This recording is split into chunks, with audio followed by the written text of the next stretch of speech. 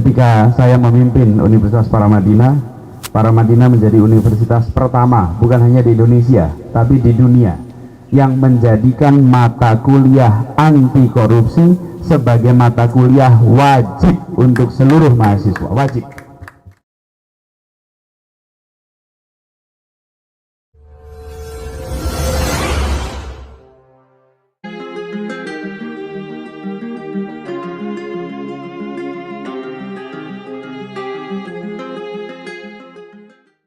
Komitmen kita terhadap pemberantasan korupsi ini bukan komitmen lisan, tapi ini komitmen aksi, komitmen dalam langkah.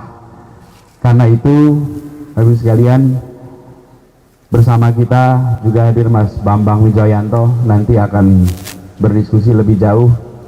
Bersama kita juga nanti akan hadir Mas Adnan Pandu Praja. Mereka adalah orang-orang yang pernah berada di dalam institusi ujung tombak pemberantasan korupsi. Mereka melihat dari dekat segala macam praktek korupsi yang ada. Dan kami, bukan saja kami bangga bahwa mereka bersama-sama kita, tapi kami ingin meyakinkan kepada seluruh rakyat Jakarta bahwa keseriusan dalam memberantas korupsi luar dalam, bukan kosmetik, bukan sekedar etalase, tapi luar dalam. Luar dalam. Apa yang Bapak sekalian kami ingin sampaikan? Saya pribadi melihat memberantas korupsi ini, satu, dengan kita transparan. Yang kedua, mengapa membereskan korupsi ini penting, menghadirkan integritas ini penting? Bangsa Indonesia ingin sejahtera, maka uang rakyat, kegiatan perekonomian harus bebas dari praktek korupsi. Karena kegiatan koruptif ini membuat banyak sekali hal yang seharusnya bisa dilaksanakan tidak terlaksana dengan baik. Korupsi membuat kegiatan perekonomian menjadi lambat. Korupsi membuat kegiatan pemerintahan menjadi tidak optimal dan manfaat untuk rakyat banyak menjadi jauh lebih rendah. Karena itu korupsi adalah penghambat peningkatan kesejahteraan. Itu sebabnya mengapa kita ingin memerangi korupsi, itu sebabnya kita ingin membereskan integritas. Dan integritas adalah kata kunci untuk peradaban manusia hari ini dan masa depan. Peradaban manusia hari ini dan masa depan, kata kuncinya adalah integritas. Anda mau cari partner bisnis, maka bukunya harus bisa dipertanggungjawabkan. Kalau bukunya tidak bisa dipertanggungjawabkan, nggak ada yang mau jadi partner bisnis. Mau cari investor, nggak ada yang mau investasi kalau bukunya tidak bisa dipertanggungjawabkan. Kepercayaan akan hadir jika di situ ada integritas. Integritas, integritas. Ini yang menjadi kunci. Karena itu sekalian, komitmen kami insya Allah sudah jalan lama. Saya merasa makin yakin bahwa membangun integritas itu adalah lewat pendidikan. Dididik untuk berintegritas. Dididik lalu dibiasakan sehingga dia menjadi kebiasaan.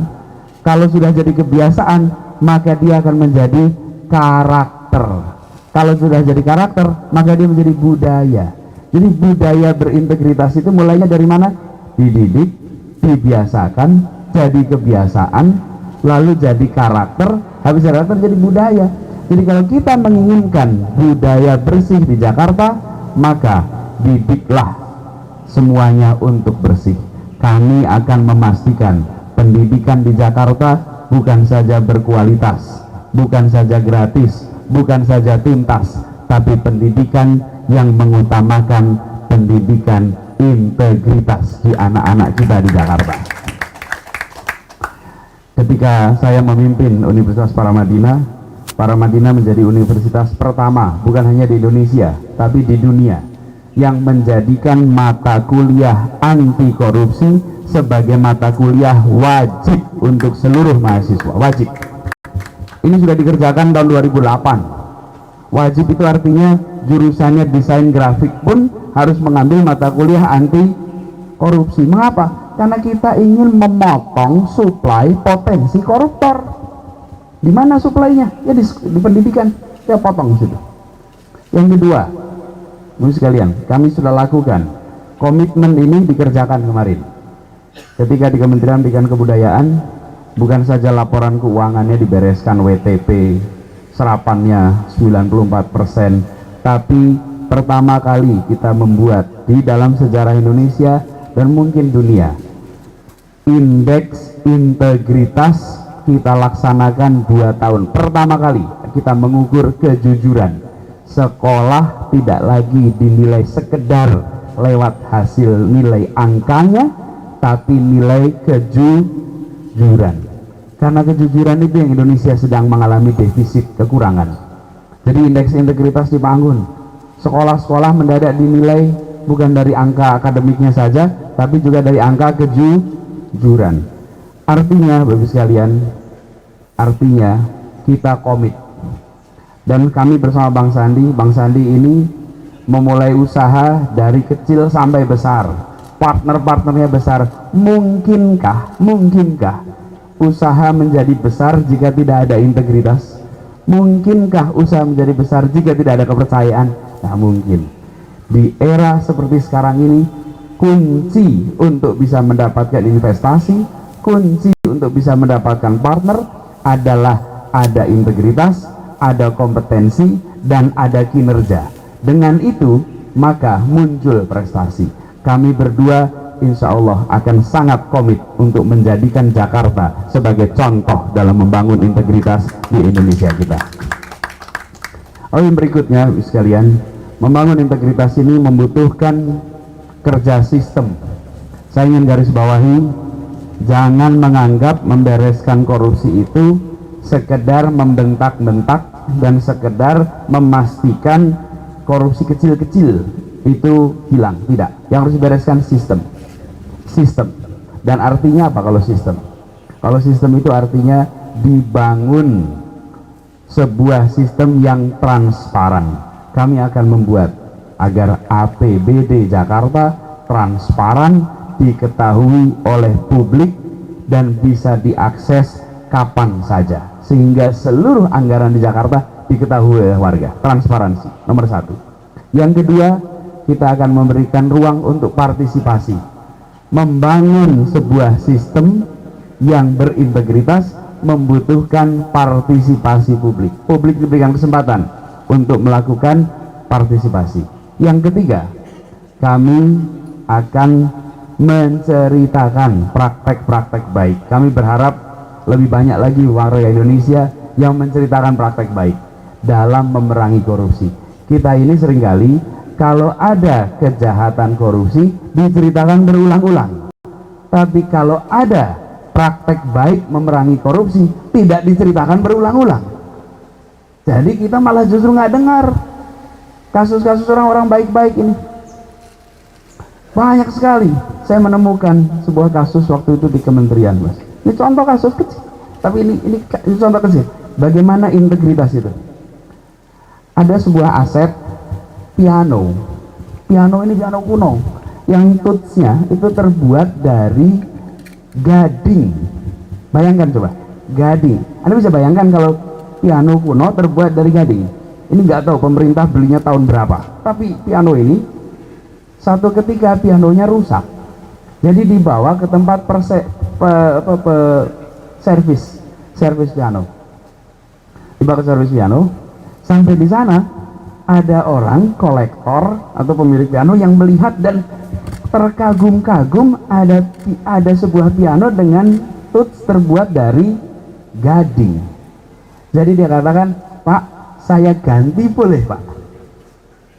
Saya ganti." Ini yang mengantarkan bukan pejabat eselon, petugas paling bawah yang tidak punya eselon. Dan dia akan memberikan uang pada yang bersangkutan 2 miliar cash diganti pianonya sama persis, cuman yang beda nomor registrasinya aja. Karena di situ kalau piano itu selalu ada apa? Nomor inventory. Nanti kalau itu bisa diatur lah di dalam inventory itu nomornya itu. Tahu apa yang beliau lakukan? Enggak, saya enggak bisa. Pak, diyakinkan nggak mau. Kenapa? Ya karena ini bukan punya saya. Jawabannya sederhana sekali.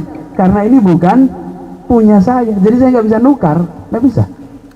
Itu saya bilang contoh. Bayangkan kalau dia melakukan, tidak ada yang akan tahu. Datang ke kantor juga nggak akan ada yang meriksa tools-nya yang baru dengan yang gading apa tidak. Tapi orang ini menunjukkan bahwa dia punya harga diri, karena itu dia tidak bisa dibeli dengan rupiah. Dia punya harga diri, karena itu tidak bisa dibeli dengan rupiah. Kita perlu mendorong orang-orang berintegritas, orang-orang yang tahan dengan iming-iming ini. Saya datang ketemu dia, saya lihat, saya dengar ceritanya aja, saya datangin di kantornya itu. Dan ketika saya tanya, nggak ada, Pak, kami memerangi korupsi, Pak, kami, nggak ada itu semua. Dia hanya mengatakan sederhana aja, yang bukan punya saya, Pak. Saya kan punya negara, saya tidak ada pikiran rumit-rumit gitu. Tapi saya yakin sekali, kejadian seperti ini adalah contoh bahwa Indonesia masih punya stok orang baik yang jumlahnya banyak sekali. Stok orang baik masih banyak, stok orang berintegritas masih banyak, stok orang-orang yang siap memerangi korupsi masih banyak. Karena itu kami komit untuk merapatkan barisan orang-orang yang siap memerangi korupsi, orang-orang yang siap menjaga integritas, orang-orang yang menjaga harga dirinya. Ini Bapak sekalian pesan kita di hari anti korupsi. Kami memiliki komitmen, kami semua sudah jalankan, dan insya Allah bila kami diamanati di Jakarta, maka kami pun akan menjadikan Jakarta sebagai contoh kota yang berintegritas, contoh perekonomian yang berintegritas, dan itu semua dimulai dari pendidikan yang berkualitas. Demikian barangkali Bapak sekalian yang bisa saya sampaikan terkait dengan peringatan Hari Anti Korupsi, dan mari kita sama-sama dorong, dan kita semua berharap Jakarta kita menjadi Jakarta yang jadi contoh, bukan hanya untuk Indonesia, tapi izinkan jadi contoh untuk banyak tempat di dunia, bagaimana mengubah dari sebuah kondisi di mana korupsi wajar menjadi sebuah kota yang bersih dan bebas dari praktek korupsi. Terima kasih. Assalamualaikum warahmatullahi wabarakatuh.